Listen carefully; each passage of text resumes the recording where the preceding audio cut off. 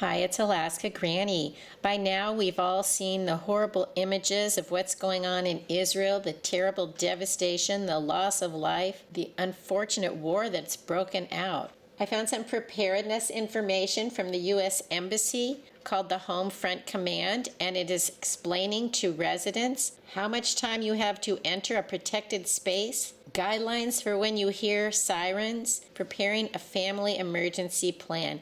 Can you imagine needing a map of defense zones with the new amount of time you have to enter a protected space? It's heartbreaking to think that people would need to live like this, but it could be something we all should want to read more about so we're aware of not only what's going on in the world so we have more compassion for others, but should we ever encounter such a predicament, we have some idea what to do. The Homefront Command information gives guidelines for choosing and preparing protected spaces. They tell you where are the safe places in the community, how to find something in an apartment, and what to do when the siren is sounded. They have protocols for if you're inside a building, outside of a building, in your car, what to do after time has passed. There's also a preparing the family emergency plan because the family is the most significant source of support for both parents and children alike. It's vital that all family members are involved in preparing the plan, which will also equip you better to deal with various situations.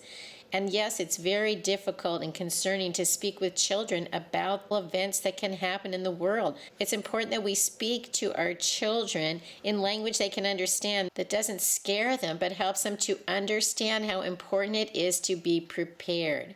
If you look over some of these guidelines, you can see that it's also telling you to prepare the same way that we want to prepare, with food, water, emergency lighting, a radio, batteries, and a first aid kit.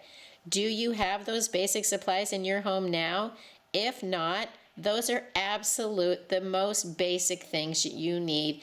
You should make a priority to obtain those supplies for your own family.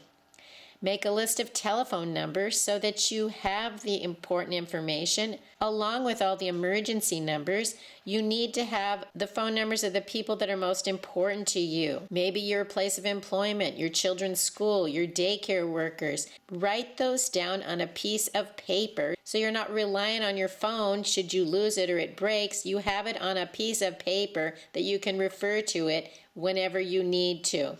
Some good advice is to think about issues to discuss with your family and to set aside suitable time to hold discussions and to talk about how to be prepared for the things that could happen to you. Thank you, Lord. We don't have to necessarily discuss going to bomb shelters where we live, but we have all types of emergencies. We do need to have those conversations with our family. A priority in my family has always been, where do we meet if we're in the house and we have to get out? There's a spot in the yard. There's a ribbon around a tree. That's where we go. So if, say, the house caught on fire, we know where we meet so that we know everyone got out of the house and no one would run back in the house trying to find someone who isn't in there. We also have a community meeting place. If we're away from home, we can't return to our home, where can we find each other? And that's the thing that has always concerned me the most. What would I do if something happened and we were away from home? How do we find each other again? Think over these emergency situations, whether missiles flying into your home or whatever the emergency that's most likely to happen where you are. Make a plan.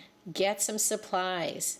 Then when you realize you've made plans, you've prepared, no matter what comes our way, which terrible things come to all of us, we have plans. We cannot panic. We can figure out what to do next. There are going to be terrible things that come to lots of people, but the better prepared we are, the better outcome we're going to have to face an unknown future. Leave it in the comments below. What can we do to help prepare ourselves in an ever dangerous world? I hope you'll like my video, share my video with someone else you think might want to know this information, and please subscribe to the Alaska Granny channel.